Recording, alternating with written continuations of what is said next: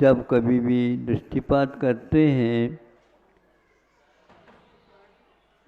संस्कृत और प्राकृत में मिलता है। प्राकृत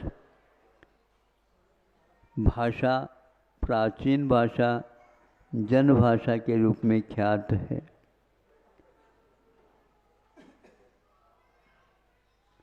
अर्धमागधी उसी का एक रूपांतरण है।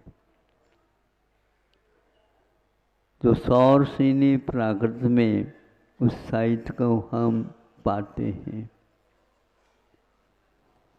यह एक परंपरा कही है और वह वास्तविक है। प्राकृत से जब कभी भी हम अनभिज्ञ रहते हैं उस समय अनुवाद के रूप में उस साहित्य का पान करने का सौभाग्य प्राप्त होता है।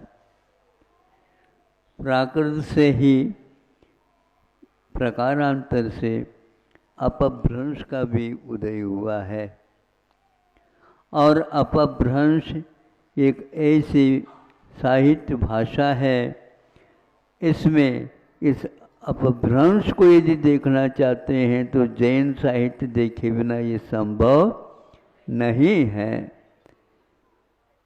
ऐसे इस प्राकृत से अपभ्रंश निकला और अपभ्रंश भाषा के माध्यम से ही हिंदी जो वर्तमान में है उसका जन्म हुआ है।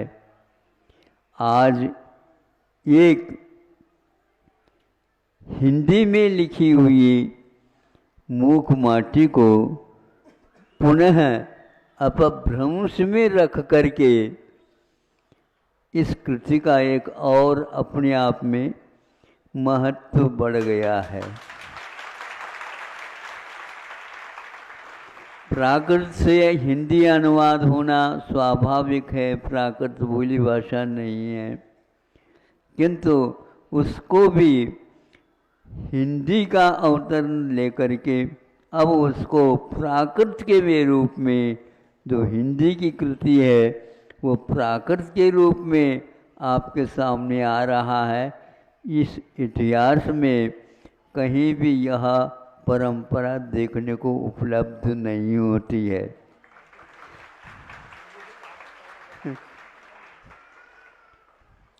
संस्कृत से हिंदी होना, ये मूक माटी अभी और सुनने में आया है जो हिंदी में लिखी गई है। एक कवि महोदय ने देनेतर हैं, किंतु उनको साहित्य के प्रति रुचि होने से उन्होंने उस हिंदी कृति को भी पुनः संस्कृत में रूप दिया है। ये सब साहित्यकारों का समय का सदुपयोग हुआ है। आज भी इन भाषाओं का आलोड़न, अध्ययन, अध्यापन, मंथन हो रहा है। इसको देख करके गुरुजी ने पहले कहा था, हमेशा हमेशा कायम रुकने वाला कूप नहीं होता, किंतु नदी प्रभाव की भांति उसका आगे आगे बढ़ना। किंतु इसमें आगे आगे बढ़ते हुए भी पीछे जननी को याद करके अपभ्रंश को वो अपभ्रंश में पुनः आ गई। यह हिंदी के लिए भी एक गौरव का विषय अपने आप सिद्ध होता है। गुरुजी के भावों के अनुसार वह ही साहित्यिक भाषा मानी जाती है जो अधिकांश लोग उससे लाभान्वित हो जाते हैं। संस्कृत में भी लिखा जा सकता था मूक माटी, किंतु उस विषय को हमने समझा इस युग में जो मांग है, इस तूफान में भी हमें प्रकाश को जीवित रखना है तो हिंदी भाषा जो अपभ्रंश भाषा से उत्पन्न हुई है उसमें रख करके यह कार्य किया गया है। हमें क्या मालूम इसकी यात्रा इस रूप में होगी। यह सर्वतोमुखी जैसे मराठी में इसका अनुवाद हुआ, आंग्ल भाषा में भी इसका अनुवाद हुआ, गुजराती भाषा में भी इसका अनुवाद हुआ, बंगाली भाषा में भी इसका अनुवाद हुआ, कर्नाटक भाषा में भी इसका अनुवाद हुआ। तमिल में सुनते हैं, वहाँ लेखक आया था तमिलनाडु से और उन्होंने भी कहा कि इस मूक माटी को हम मलयालम में भी अनुवादित करेंगे। इस प्रकार भारत के मुख्य भाषाओं में यह मूक होते हुए अब क्या बोलना चाहती है हमें समझ में नहीं आता है। विविध भाषाओं में इसका अवतरण सुन करके देख करके ऐसा लगता है इतिहास पुनः जीवित हो गया है और रुका हुआ जो तालाब की भांति हो गया था, उस नदी का प्रवाह का रूप आज उसको उपलब्ध हो रहा है। कल भी कहा था, परसों भी कहा था, 2-3 बार कह चुका हूँ कि अमेरिका जैसे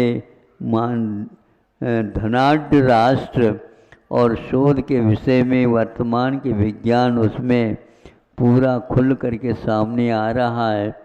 उसकी दृष्टि जैन साहित्य, जैन चिकित्सा, जैन शिक्षा और जैनत्व को लेकर के जो कुछ भी कार्य हुआ है इतिहास में, उसको बड़ी राशि लगा करके 400 साढ़े 400 करोड़ राशि का व्यय करके अलग रूप से जैन साहित्य के बारे में वो प्रकाश में ला रहे हैं और 40 विश्वविद्यालयों में ये कार्यक्रम प्रारंभ हो रहा है।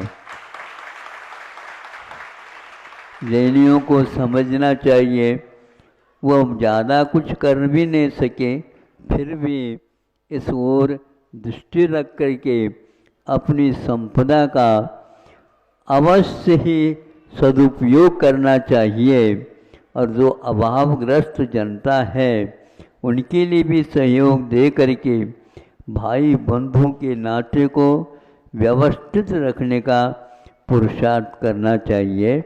इतना ही कह करके आज का यह परिश्रम का दिन और एक प्रकार से जनता के सामने आया है, इसका अवश्य ही पहले से ही कोई चीज़ होती है तो वह उसका उत्पादन हुआ ही नहीं और वह जनता के सामने आ जाता है।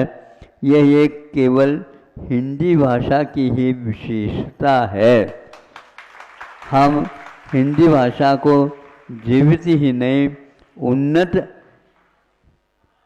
अवस्था में देखने के लिए प्रतीक्षा कर रहे हैं और यह सब काम इस ढंग से वहाँ पर भी अमेरिका में हो रहा है, उसमें भी हिंदी की मुख्यता अवश्य रखी जाएगी। और आप लोग इसी प्रकार अपने संतान को इन भाषाओं के माध्यम से इतिहास में जो कुछ भी मनन, अध्ययन और साधना को भी रूप देते हुए साहित्यिक सेवा की है, उसको पुनः जीवित, पुनः एक प्रकार से प्रवाहित कराने का प्रयास करें और उसके सार का अनुभव करने का भी अवसर प्राप्त करें। अहिंसा परमो धर्म की